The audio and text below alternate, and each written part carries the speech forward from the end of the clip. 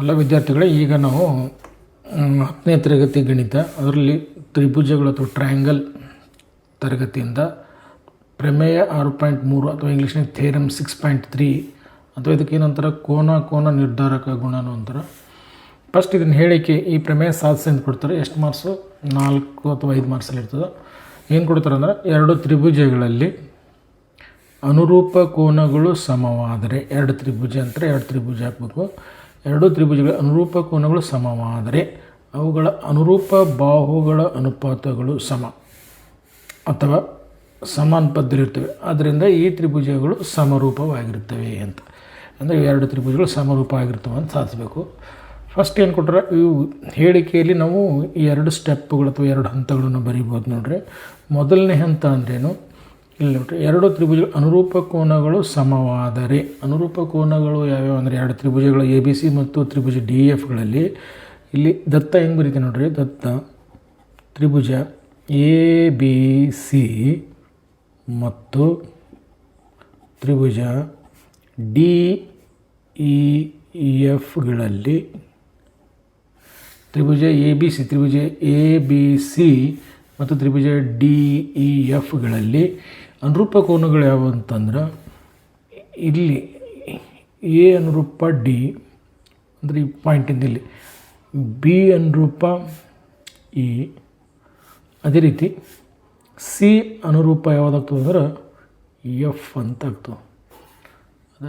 ಇದನ್ನೇ ನಾವು ಹೇಳಿಕೆ, ಇದೇನು ಕೊಟ್ಟರಲ್ಲ ಇದು ಹೇಳಿಕೆಯಲ್ಲಿರೋದು, ಇದನ್ನೇ ದತ್ತ ಬರೀಬೇಕು. ಅಂದರೆ ಇದು ಗಣಿತ ರೂಪದಲ್ಲಿ ಬರೀಬೇಕು. ಈಗ ಏನಂತ ಕೊಟ್ಟರೆ, ದತ್ತ ತ್ರಿಭುಜ ABC ಮತ್ತು DF ಎರಡು ತ್ರಿಭುಜಗಳು, ಒಂದು ABC ಇನ್ನೊಂದು DFಗಳಲ್ಲಿ ಏನು ಸಮಾದ ಅನುರೂಪ ಕೋನಗಳು ಸಮ. ಅನುರೂಪ ಅಂದರೆ A Anurupa D, B Anurupa E, C Anurupa F ಸಮ. ಈಗ ಅದನ್ನೇ ಬರೀಬೇಕು. ಹೆಂಗೆ ಬರಿತೀನಿ ಅಂದರೆ, ಕೋನ ಎ ಸಮನಾಗಿದೆ ಕೋನ ಬಿ, ಅದೇ ರೀತಿ ಕೋನ ಬಿ ಅಲ್ಲ ಕೋನ ಡಿ ನೋಡ್ರಿ. ಇದು ಕೋನ ಎ ಸಮನಾಗಿದೆ ಕೋನ ಡಿ, ಅನುರೂಪ ಕೋನ ಈ ಕೋನಕ್ಕೆ ಸಮ ಆಯಿತು. ನೆಕ್ಸ್ಟ್ ಕೋನ ಬಿ ಸಮನಾಗಿದೆ ಕೋನ ಇ, ಕೋನ ಬಿ ಸಮನಾಗಿದೆ ಕೋನ ಇ. ನೆಕ್ಸ್ಟ್ ಕೋನ ಸಿ ಸಮನಾಗಿದೆ ಕೋನ ಎಫ್, ಸಿ ಸಮನಾಗಿದೆ ಕೋನ ಎಫ್. ಇದೇನಾಯ್ತು ನಮ್ಗೆ ಹೇಳಿಕೆ ಆಯಿತು. ಇಲ್ಲಿ ತನಕ ಅಂದ್ರೆ ಸಮವಾದರೆ, ಎರಡು ತ್ರಿಭುಜಗಳು ಅನುರೂಪ ಕೋನಗಳು ಸಮವಾದರೆ ಅಂದರೆ ಇಲ್ಲಿ ದತ್ತ ಮುಗಿತು. ನೆಕ್ಸ್ಟ್ ಇಲ್ಲಿ ಮುಂದಿನ ಏನಿರ್ತದೆ ಅಂದ್ರೆ ಸಾಧನೆ ಇರ್ತದೆ. ಸಾಧನೆ ಏನಿರ್ತದೆ ನೋಡ್ರಿ, ಅವುಗಳ ಅನುರೂಪ ಬಾಹುಗಳ ಅನುಪಾತ. ಅನುರೂಪ ಬಾಹುಗಳು ಯಾವುವು ಅಂತ ಗೊತ್ತಾಗಬೇಕು ನಮ್ಗೆ. ಅನುರೂಪ ಬಾಹುಗಳು ಯಾವುವು ಅಂದ್ರೆ, ಈಗ AB ಅನುರೂಪ ನಮ್ಗೆ ಯಾವುದಾಗ್ತದೆ ಅಂದ್ರೆ DE ಆಗ್ತದೆ ನೋಡಿರಿ. AB ಬಾಹುವಿನ ಅನುರೂಪ DE ಆಯಿತು. BC ಅನುರೂಪ ಬಾಹು EF ಆಯಿತು. BC ಅನುರೂಪ EF ಆಯಿತು. ಅದೇ ರೀತಿ AC ಅನುರೂಪ DF ಆಯ್ತು ನೋಡಿರಿ. AC ಇಲ್ಲಿಂದ ಇಲ್ಲಿಗೆ AC ಯುದ್ಧ ಅನುರೂಪ DF. ಇದು ನಾವು ಸಾಧಿಸ್ಬೇಕಾಗ್ಯದ. ಈಗ ಇದನ್ನು ಹೆಂಗೆ ಇಲ್ಲೇ ನೋಡಿರಿ, ಇಲ್ಲಿ ಬರೀಬೇಕು. ಅವುಗಳ ಅನುರೂಪ ಬಾಹುಗಳು ಗೊತ್ತಾಯ್ತು. ಇದ್ರ ಅನುರೂಪ AB ಅನುರೂಪ DE, BC ಅನುರೂಪ EF, AC ಅನುರೂಪ DF. ಇದನ್ನು ಅನುಪಾತದಲ್ಲಿ ಸಾಧಿಸಿದಂತರ ನೋಡಿ. ಅನುಪಾತ ಇದಕ್ಕಂತಾರೆ ಅಂದ್ರೆ, AB ಸಣ್ಣ ತ್ರಿಭುಜದ ಬಾಹು, ಈ ದೊಡ್ಡ ತ್ರಿಭುಜದ ಬಾಹು DE ಇದು ಅನುಪಾತ ಅಂತಾರೆ. AB ಅನುಪಾತಗಳು ಸಮ ಅಂದ್ರೆ ಸಮನಾಗಿದೆ ಚಿಹ್ನೆ ನೋಡಿರಿ. ಅವುಗಳ ಅನುರೂಪ ಬಾಹುಗಳ ಅನುಪಾತಗಳು ಸಮ, ಅದಕ್ಕೆ ಸಮನಾಗಿ ಚಿಹ್ನೆ. ಅನುಪಾತಗಳು ಇವು ಸಮ. ಮತ್ತು ನೋಡಿರಿ, AB ಬಾಹು ಇದಕ್ಕೆ ಸಮ ಆಯಿತು, ಅನುರೂಪ ಬಾಹು DEಗೆ ಸಮ ಆಯಿತು. ಅದೇ ರೀತಿ BC ಬಾಹು ಇದಕ್ಕೆ ಸಮ ಆಗ್ತದೆ ಅಂದ್ರೆ BC EFಗೆ ಸಮ ಆಯಿತು. ಅದೇ ರೀತಿ AC ಬಾಹು ಇದಕ್ಕೆ ಸಮ ಆಯಿತು ಅಂದರೆ ನಮಗೆ DFಗೆ ಸಮ ಆಯಿತು. ಇದನ್ನೇ ನಾವು ಸಾಧಿಸಬೇಕಾಗಿದೆ. ಇಲ್ಲಿ ಬಂದೇ ನಾವು ಪ್ರಮೇಯ ನಿಂದಿರಿಸ್ಬೇಕು. ಇದು ಸಾಧಿಸ್ಬೇಕಂತಂದ್ರೆ ನಮಗೆ ಏನೇನು ಗೊತ್ತಾಗ, ನಮಗೆ ಈ ರೀತಿ ಬರ್ಬೇಕಂದ್ರೆ ನಮಗೆ ಥೇಲ್ಸ್ ಪ್ರಮೇಯ ಬೇಕಾಗ್ತದೆ. ಥೇಲ್ಸ್ ಪ್ರಮೇಯ ಅಂತಂದ್ರೆ ಒಂದು ತ್ರಿಭುಜ ಇರಬೇಕು, ಅದಕ್ಕೊಂದು ಸಮಾನಾಂತರ ರೇಖೆ ಬೇಕು. ಆ ರೀತಿ ನಾವು ಇದನ್ನು ರಚನೆ ಮಾಡ್ಕೋಬೇಕಾಗ್ತದೆ. ಯಾಕಂದರೆ ಇದು ಸಾಧನೆ ಮಾಡ್ಕೋಬೇಕಾದ್ರೆ ರಚನೆ ಮಾಡ್ಕೋಬೇಕು. ಎಕ್ಸ್ಟ್ರಾ ನಾವು ಏನು ಮಾಡಬೇಕಾದ್ರೆ ರಚನೆ ಮಾಡಬೇಕಾಗ್ತದೆ. ಅದು ರಚನೆ ಹೆಂಗೆ ಮಾಡ್ತೀನಿ ಅಂದ್ರೆ, ನಾವು ಈಗ ಎಷ್ಟು AB ಎಷ್ಟು ಉದ್ದದಲ್ಲೋ ಎ ಬಿ ಉದ್ದ ಇದ್ದಷ್ಟೇ ನಾನು ಏನು ಮಾಡ್ತೀನಿ ಡಿ ಮೇಲೆ ಒಂದು ಬಿಂದು ಗುರುತು ಮಾಡ್ತೀನಿ. ಎ ಸಿ ಎಷ್ಟು ಉದ್ದದಲ್ಲ ಅಷ್ಟೇ ಬಿಂದು ನಾನು ಡಿ ಎಫ್ ಮೇಲೆ ಒಂದು ಬಿಂದು ಗುರುತು ಮಾಡ್ತೀನಿ. ಅವೆರಡು ಏನು ಮಾಡ್ತೀನಿ ಜೋಡಿಸ್ತೀನಿ ನೋಡಿರಿ. ಫಸ್ಟ್ ನೋಡಿರಿ ಎ ಬಿ ಎಷ್ಟು ಉದ್ದದಲ್ಲ, ಸಪೋಸ್ ಇದೊಂದು 4 ಸೆಂಟಿಮೀಟ್ರ್ ಅಂತ ತಿಳ್ಕೊರಿ. ಇನ್ನು 4 ಸೆಂಟಿಮೀಟರ್ ಇಲ್ಲೆಲ್ಲೋ ಒಂದು ಬಿಂದು ಗುರುತು ಮಾಡ್ತೀನಿ. ಎ ಬಿ ಮೇಲೆ ಇದು ಡಿ ಮೇಲೆ ಒಂದು ಗುರುತು ಮಾಡಿದೆ, ಎ ಬಿ ಇದ್ದಷ್ಟೇ. ಇನ್ನೂ ಒಂದು ಡಿ ಎಫ್ ಮೇಲೆ ಒಂದು ಬಿಂದು ಗುರುತು ಮಾಡ್ತೀನಿ, ಬಿಂದು ಗುರುತು ಮಾಡೀನಿ. ಈಗ ಎರಡು ಏನು ಮಾಡ್ತೀನಿ ಸೇರಿಸ್ಬಿಡ್ತೀನಿ. ಈ ಪಾಯಿಂಟಿಗೆ ನಾನು ಪಿ ಅಂದ್ಕೊಳ್ತೀನಿ, ಈ ಪಾಯಿಂಟಿಗೆ ನಾನು ಕ್ಯೂ ಅಂದ್ಕೊಳ್ತೀನಿ. ಇವೆರಡು ಏನು ಮಾಡ್ತೀನಿ ಈಗ ನಾನು ಜೋಡಿಸ್ಬಿಡ್ತೀನಿ ನೋಡಿರಿ. ಈ ರೀತಿ ಜೋಡಿಸ್ಬಿಡೋಣ. ಹೌದಾ, ಈ ರೀತಿ ಜೋಡಿಸ್ತೀವಿ ನಾವು ಅಂದ್ರೆ ರೈಟ್. ಈಗ ಇದನ್ನೇ ನಾವು ಯಾಕೆ ಮಾಡಿದೀವಿ ಅಂದ್ರೆ, ಈಗ ನಾವು ಈ ರೀತಿ ಬರ್ಬೇಕಂದ್ರೆ ಸಮಾನಾಂತರ ರೇಖೆ ಹಾಕಬೇಕು. ಸಮಾನಾಂತರ ರೇಖೆ ಸಲುವಾಗಿ ನಾನು ಈ ರೀತಿ ಬರ್ತೀನಿ. ಈಗೇನು ಮಾಡಿದ್ದನ್ನು ಬರಿಬೇಕು ನಾವು. ಈಗ ನಾನು ಏನು ಮಾಡಿದ್ದೀನಿ ಅಂದ್ರೆ, ರಚನೆಯಲ್ಲಿ ನಾವು ಏನು ಮಾಡಿದ್ದೀವಿ ಅದನ್ನೇ ಬರಿಬೇಕಾಗ್ತದೆ. ರಚನೆ ಏನು ಮಾಡೀನಿ ಅಂದ್ರೆ ನಾನು ಎ ಬಿ ಸಮನಾಗಿದೆ, ಎ ಬಿ ಸಮನಾಗಿದೆ ಡಿ ಪಿ ಆಗುವಂತೆ, ಡಿ ಪಿ ಮತ್ತು ಇನ್ನೊಂದು ಎ ಸಿ ಸಮನಾಗಿದೆ ಡಿ ಕ್ಯೂ, ಎ ಸಿ ಸಮನಾಗಿದೆ ಡಿ ಕ್ಯೂ ಆಗುವಂತೆ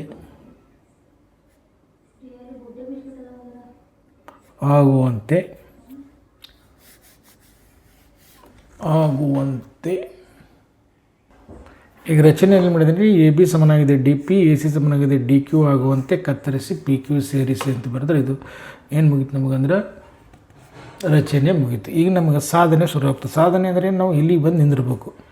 ಉತ್ತರ ನಮ್ಮದು ಇಲ್ಲಿಗೆ ಬಂದು ನಿಂದಿರ್ಬೇಕಂದ್ರೆ ನಾವು ಏನು ಒಳಗೆ ಸಾಧನೆ ಇಲ್ಲಿ ಅಂತದ. ನಾವು ಸಾಧನೆಯಲ್ಲಿ ನಾವು ಈ ರೀತಿ ಬರ್ಬೇಕಂದ್ರೆ ನಮಗೆ ಥೇಲ್ಸ್ ಪ್ರಮೇಯ ಬೇಕು. ಥೇಲ್ಸ್ ಪ್ರಮೇಯ ಹತ್ಬೇಕಂದ್ರೆ ಇಲ್ಲಿ ಒಂದು ನೋಡಿರಿ, ಈ ಎಫ್ ಬಾಹು ಇದಕ್ಕೆ ಸಮನಾಗಿರ್ಬೇಕು, ಪಿ ಯು ಸಮಾನಾಂತರ ರೇಖೆ ಆಗಿರ್ಬೇಕು. ಇ ಎಫ್ ಸಮಾನಾಂತರ ಪಿ ಕ್ಯೂ ಅಂತ ಆಗ್ಬೇಕು. ಹಿಂಗೆ ಸಾಧಿಸ್ಬೇಕಂತಂದ್ರೆ ನಮಗೆ ಏನು ಬೇಕು ಅಂತಂದ್ರೆ ಇಂಪಾರ್ಟೆಂಟು, ಇಲ್ಲೇನಿದೆ ಅಲ್ಲ, ಈ ಕೋನಗಳು ಈ ಕೋನ ಎರಡೂ ಸಮ ಆಯಿತು ಅಂದ್ರೆ ನಮಗೆ ಇವೆರಡೂ ಕೋನಗಳು ಸಮ ಅದು ಅಂದ್ರೆ ಇವೆರಡು ರೇಖೆಗಳೇನಾಗ್ತವೆ ಪಿ ಕ್ಯೂ ಮತ್ತು ಇ ಎಫ್ ಏನಾಗ್ತವೆ ಸಮಾನಾಂತರ ಆಗ್ತವೆ.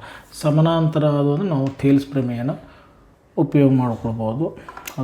ಅದ್ರ ಸಲುವಾಗಿ ನಾವು ಏನು ಮಾಡಬೇಕಂತಂದ್ರೆ ಈ ಎರಡೂ ತ್ರಿಭುಜಗಳು ಸರ್ವಸಮ ಅಂತ ಸಾಧಿಸಬೇಕು. ಸಪೋಸ್ ಈ ತ್ರಿಭುಜ ಇದ್ರ ಮೇಲೆ ಇಟ್ಟಂದ್ರೆ ಸರ್ವಸಮ ಆಯ್ಕೆ ಆಗ್ಬೇಕು. ಸರ್ವಸಮ ಆಯ್ಕೆ ಆಗ್ಬೇಕಂತಂದ್ರೆ ಈ ನೋಡಿರಿ, ಈ ಎರಡು SAS ನಿರ್ಧಾರಕ ಗುಣ ಅಂದ್ರೆ ಬಾಹು ಕೋನ ಬಾಹು ನಿರ್ಧಾರಕ ಗುಣದಿಂದ ಎರಡು ತ್ರಿಭುಜಗಳು ಸರ್ವಸಮ ಅಂತ ನಾವು ಸಾಧಿಸ್ಬೇಕಾಗಿದೆ. ನೋಡಿರಿ ಏನು ಸಾಧಿಸ್ಬೇಕಂದ್ರೆ ಈಗ ನೆಕ್ಸ್ಟು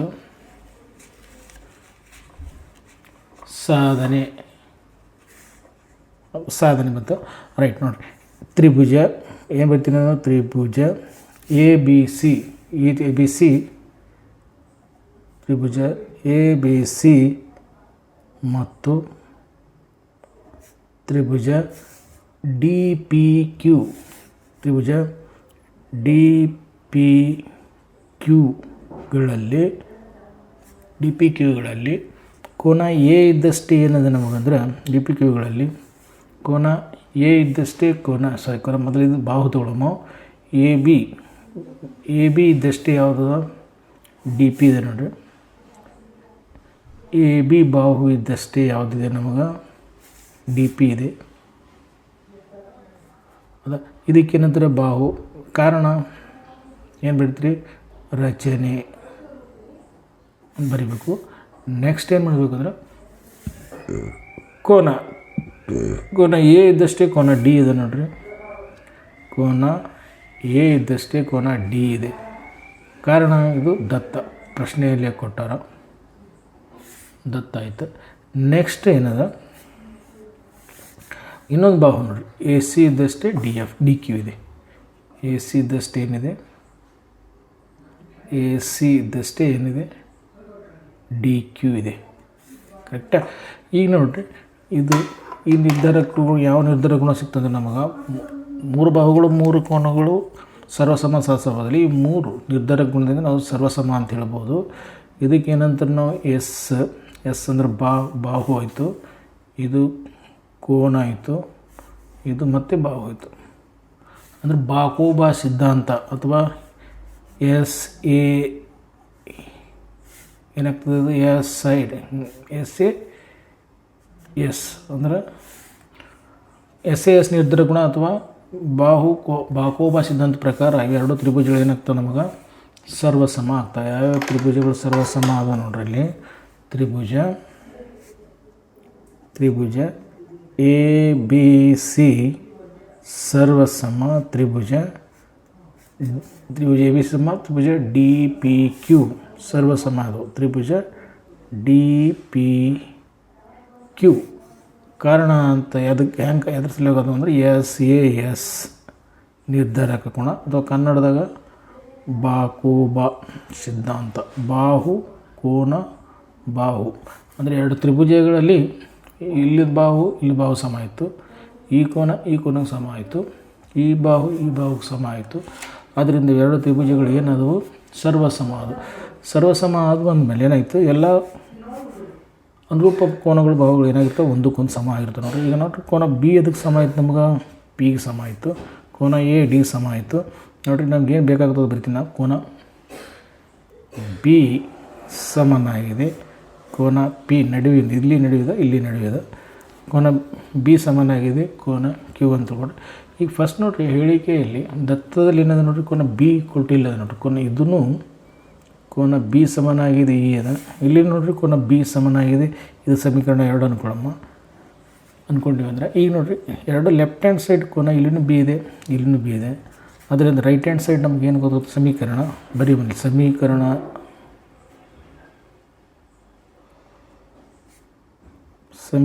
1 ಮತ್ತು 2ರಿಂದ ಏನು ತಿಳಿತದೆ ನಮಗಂದ್ರೆ 1 ಮತ್ತು 2ರಿಂದ ಏನು ಗೊತ್ತಾಯ್ತು ನಮಗಂದ್ರೆ ಇವೆರಡು ಅಂದ್ರೆ ಕೋನ ಇ ಇದ್ದಷ್ಟೇ ಕೋನ ಪಿ ಅಂತೈತೆ. ಯಾಕಂದರೆ ಇವೆರಡು ಎಂಥ ಕೋನಗಳು ಅಂದರೆ ಅನುರೂಪ ಕೋನಗಳು ಅವ ಅಂದಮೇಲೆ ಈ ಅನುರೂಪ ಕೋನಗಳು ಸಮ ಅಂತದು ಅಂದ್ರೆ ಇವೆರಡು ರೇಖೆಗಳು ಏನಾಗ್ತವೆ ಸಮಾಂತರವಾಗಿರ್ತವೆ. ಅದರಲ್ಲಿ ಎರಡು ಕೋನಗಳು ಅನುರೂಪ ಕೋನಗಳು ಸಮ ಆದ್ರೆ ಈಗ ಇ ಎಫ್ ಸಮಾನಾಂತರ ಪಿ ಕ್ಯೂ ಆಗ್ತದೆ. ಇ ಎಫ್ ಸಮಾನಾಂತರ ಪಿ ಕ್ಯೂ ಅಂತಾಯಿತು. ಈಗ ನಾವು ಇ ಎಫ್ ಸಮಾನಾಂತರ ಪಿ ಕ್ಯೂ ಅಂದ್ರೆ ಆಯ್ತು ಅಂದಮೇಲೆ ಇವೆರಡು ಈಗ ತ್ರಿಭುಜ ಡಿ ಇ ಎಫ್ ಅಲ್ಲಿ ಇ ಎಫ್ ಸಮಾನಾಂತರ ಪಿ ಕ್ಯೂ ಆಯ್ತಂದ್ರೆ ನಾವು ಯಾವ ತ್ರಿಭುಜ ಯಾವುದು ಓದಿಸ್ಬೋದು ಅಂದ್ರೆ ನಾವು ಥೇಲ್ಸ್ ಪ್ರಮೇಯನ ಬಳಕೆ ಮಾಡ್ಬೋದು. ನಾನು ಥೇಲ್ಸ್ ಪ್ರಮೇಯದ ವಿಲೋಮ ಪ್ರಮೇಯನ ಬರಿತೀನಿ ನೋಡಿರಿ. ಏನದಂದ್ರಿ ನೋಡಿರಿ ಈಗ ಇ ಎಫ್ ಸಮಾನಾಂತರ ಪಿ ಕ್ಯೂ ಅಂದರೆ ಯಾವ ತ್ರಿಭುಜ ತೊಗೊಳ್ತೀನಿ ಈಗ ದೊಡ್ಡ ತ್ರಿಭುಜ ಡಿ ಪಿ ಇದು ಡಿ ಇ ಎಫ್ನಲ್ಲಿ ನೋಡಿ ತ್ರಿಭುಜ ಡಿ ಇ ಎಫ್ನಲ್ಲಿ ಏನದ ಇ ಎಫ್ ಸಮಾನಾಂತರ ಪಿ ಕ್ಯೂ ಅಂತ ಸಾಧಿದ್ದೀವಿ ಅಂತಂದ್ರೆ ಈಗೇನೈತೆ ನಮಗೆ ಇದು ಥೇಲ್ಸ್ ಪ್ರಮೇಯ ಆಗ್ತದೆ. ಥೇಲ್ಸ್ ಪ್ರಮೇಯ ಅಂದರೆ ಹೆಂಗೆ ಆಗ್ತದೆ ಅಂದ್ರೆ D P divided by P ಅಂತ ಆಗ್ತದೆ, D Q divided by Q F ಅಂತ ಆಗ್ತದೆ. ಬಟ್ ನಾನು ಈ ಪ್ರಮೇಯ ಬದಲಿನ ಏನು ಮಾಡ್ತೀನಿ ಥೇಲ್ಸ್ ಪ್ರಮೇಯದ ವಿಲೋಮ ಪ್ರಮೇಯವನ್ನು ಬಳಕೆ ಮಾಡ್ಕೊಳ್ತೀನಿ. ಅವಾಗ ಏನಾಗ್ತದೆ ಇದಿಷ್ಟು ದೊಡ್ಡದು ಕೆಳಗೆ ಬರ್ತದೆ, ಇದಿಷ್ಟು ಮೇಲೆ ಬರ್ತದೆ, ಇದಿಷ್ಟು ದೊಡ್ಡದು ಕೆಳಗೆ ಬರ್ತದೆ, ಅದ್ರ ಛೇದನೆ ಬರ್ತದೆ, ಇದು ಅಂಶನೇ ಬರ್ತದೆ. ಅದು ನಾನು ಥೇಲ್ಸ್ ಪ್ರಮೇಯದ ಯಾವ ಪ್ರಮೇಯ ವಿಲೋಮ ಪ್ರಮೇಯ ಯೂಸ್ ಮಾಡ್ತೀನಿ ನೋಡಿರಿ. ಫಸ್ಟ್ ನೋಡಿರಿ ಇಲ್ಲಿ ಕೆಳಗೆ ಛೇದನೆ ಏನಿರಬೇಕು ದೊಡ್ಡದು, ಇಲ್ಲಿಂದ ಇಲ್ಲಿ ಡಿ ಬರಬೇಕು ಬರೆದಿದ್ದೀನಿ. ಅದೇ ರೀತಿ ಇದು ಮೇಲಿಂದ ಡಿ ಪಿ ಅಂತ ಬರೆದಿನಿ ಸಮನಾಗಿದೆ. ಈ ಬಾಹುದವರು ಇದು ಲಾಸ್ಟ್ ದೊಡ್ಡದು ಬಾಹು ಯಾವುದು ಕೆಳಗಡೆ ಛೇದ ಬರಿತೀನಿ ಡಿ ಎಫ್ ಅಂತ, ಮೇಲಿಂದ ಡಿ ಕ್ಯೂ ಅಂತ ಬರಿತೀನಿ. ಕಾರಣ ಬರಿತೀನಿ ಇಲ್ಲಿ ಥೇಲ್ಸ್ ಪ್ರಮೇಯದ ವಿಲೋಮ ಪ್ರಮೇಯ ಅಂತ ಬರಿತೀನಿ. ಥೇಲ್ಸ್ ಪ್ರಮೇಯದ ವಿಲೋಮ ಪ್ರಮೇಯ ಅಂತ ಬರೆದು ಥೇಲ್ಸ್ ಪ್ರಮೇಯದ ವಿಲೋಮ ಪ್ರಮೇಯ ಅಂತ ನಾನು ಬರೆದಿದ್ದೀನಿ.